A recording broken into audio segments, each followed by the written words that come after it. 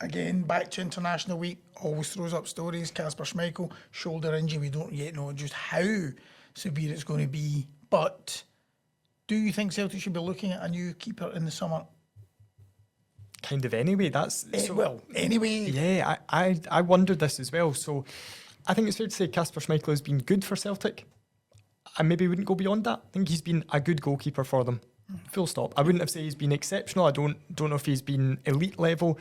He is a player who, at his prime, was probably very close to world class. He's now 38. I think he's 39 later this year. Probably over that sort of hump of it. If he's out long term, then yes, they absolutely need to. If he's out shorter term, maybe it wouldn't be the worst thing in the world to start looking for another keeper. And I think it'll be interesting to see how Sinisalo comes in. But we're talking about a guy who played for Exeter City last year. Being an Exeter goalkeeper, being a Celtic goalkeeper, very different. And being a Celtic goalkeeper is such a unique position to play because 88 minutes, you're probably going to have very little to do. It's all about concentration. And I'm very interested to see how he gets on. Yeah. And the other thing I think we sometimes forget, just because there's been automatic qualification to the group stage, for so long, is that Celtic were a Champions League qualifier.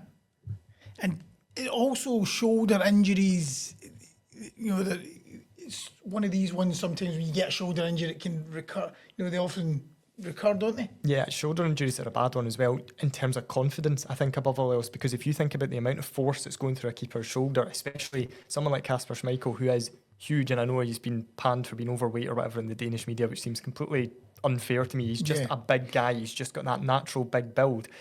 If you're landing however many stone he is on a shoulder 50, 60 times a week in training, probably more than that, it is going to play on your mind and it is going to worry you, and you're maybe not, it's going to take a long time to build up that strength back into it.